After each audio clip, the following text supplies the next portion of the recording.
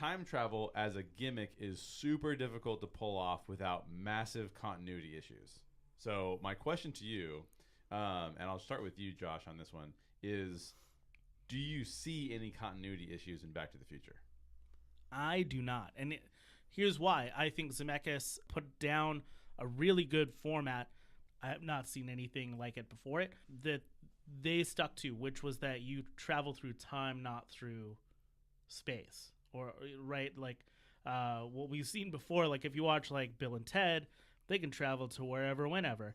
But for this group of individuals traveling in a DeLorean, they can only travel, like when you're driving on that road, you end up on that road in a different time period. That's and a really good point. I never noticed that before. I think that is quintessential to what this movie does well in time travel. It makes it way less confusing. Somebody who does not like science fiction can get into this movie because they can understand the extremely basic rule of time, not space, and that they're still in Hill Valley. Yeah. And I think that matters more than anything to what that gimmick, its purpose is. Yeah, that's true. And it's the perfect approach because it's not it's not for the sake of time travel. No. It's for the sake of showing different versions of people and showing how they change over time. And it's so fun to see the same place develop over time. Yeah. Too. Like the city of Hill Valley and the town square there becomes its own character within the film. Absolutely. Because you get to see it, and it's two different versions in the first film and then, several different versions throughout. And it becomes a character. That's what the time travel idea does so well, is it can show us, like we said, like how things change over time and how things could be or how things, were. It gets rid of the continuity problems that it could have. It's fun to see all this, the Hill Valley stuff in the movie too, because I've now seen most of it in real life. Like I've been to the studio and seen the lot that they shot that on. Hill Valley High School is Whittier High School that my mom went to and everything. So I don't see any, I agree with Josh. I don't think there's any real inconsistencies. There's one tiny little nitpicky thing that I always noticed. Okay. That's not an inconsistency, but so the photograph of him and his brother and his sister. Yeah. I don't know why, but in my head, it feels like if time is being changed, thus affecting that photograph, it feels to me like Marty should be the first one to fade away and not the last one because he was born the latest. It's not a real problem. It doesn't matter at all, but that's something I've always thought as about. Well. I have 3. I've written a time travel story before, and it is impossible because you have to create so many rules that it's far better just to be fun. The alternate timeline option is a total cop-out because it's the easiest option. It's like, oh, we'll just create a new timeline and then we can do whatever we want in that timeline.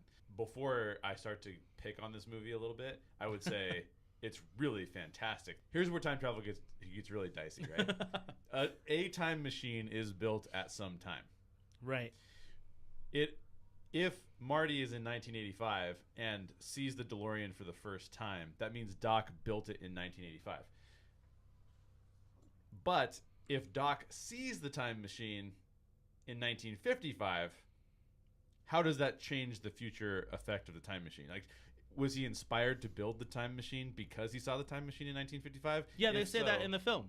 They say that because, like, he, bonks his head or whatever, and that's how he came up with the flux capacitor, right? Yes. So, but then he actually sees the actual working unit right in the movie, and then the only way that he can get it to work is lightning, right, striking the clock tower. But he then works out the next 30 years to actually building the thing that he once saw himself do.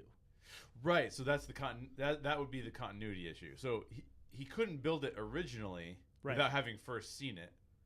If he only sees it after he builds it, then there's you see what I'm saying? It's the circular reasoning. Yeah. It's in this film, I don't mind it at all. So I'm being really nitpicky, and I'm not trying to ruin the film for anybody. I'm just exploring the. You're just caught in a constant loop. Exactly. You're caught in a constant loop. The thing about your theory is that there are 2 timelines. Yeah. There's the timeline in which the car doesn't exist, right? So he just falls, bonks his head thinks about the flux capacitor.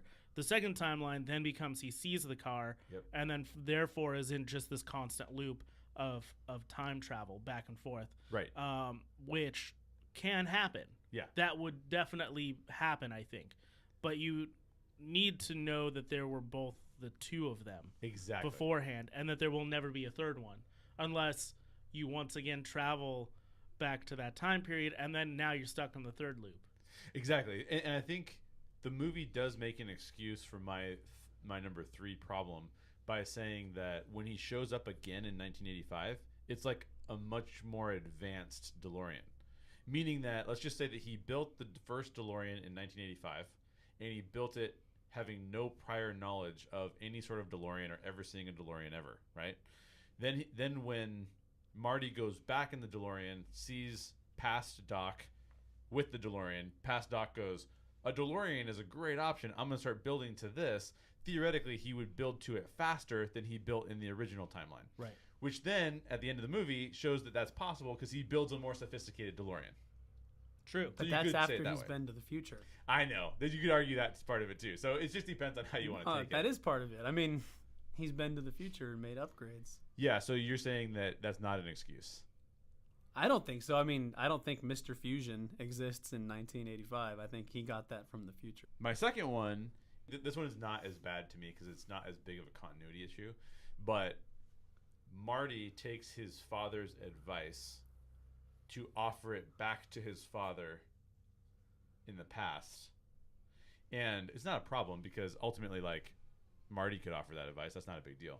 But it actually is like George giving himself advice in the past, in a way, right? Yeah. So there's that whole kind of deal of like, Well, but like, look at if you want to point out another film that's definitely should not be on the Story Geeks, Hitch. oh yeah.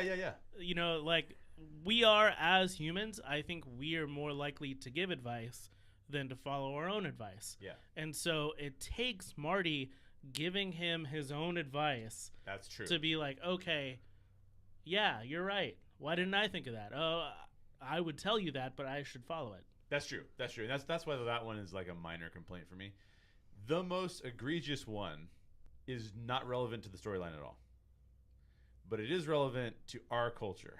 When Marty goes to play Johnny B. Good on stage, and then Chuck Berry's cousin says, "Hey Chuck, I can't remember the guy's name. It's Chuck, Marvin. it's whoever. Marvin, yeah. Your cousin, Your Marvin cousin, Berry. Marvin Berry." And then he holds up the phone like, "You got to listen to this." Well, if Chuck Berry had to listen to Marty to come up with Johnny B. Good, and Marty only knows Johnny B. Good because of Chuck Berry, that's all circular, Yeah. right? So now the excuse that the filmmaker could have is that just prompted them to think of it faster, and they came out with whatever they were going to do faster. The reason why this is a story problem for me, though, is not necessarily because of the continuity issue as much as it is, like, my wife and I are watching the film, and she turns to me and she goes, "So a white kid from the 80s inspired an African-American musician that revolutionized music?" It's a different time, man. It's like, that doesn't seem cool at all. The whole cyclical nature of it and stuff like that. Yeah, I just don't think they bother with it, which is part of why it works so well. They're just exactly. like, things were one way. Marty went back and changed some things, and now they're different. Yeah. And that's it. This is literally the nerd geek writer in me, Yeah. Yeah. as someone who creates time travel, being like, okay, this is where I've had problems with time travel. Let me complain about it in someone else's work. Yeah. But lots of movies do try to tackle that. They try to tackle the cyclical nature They of do. it and stuff like I that. think it's way too confusing. Yeah, and this one doesn't even bother, and I think that's part of why it works so And I think that's why it makes it such a good sci-fi film, is that it's sci-fi elements. There's just enough sci-fi to keep sci-fi people interested, but it's so much more approachable Yeah. for a mainstream audience than something that's gonna go way too far into depth. Totally.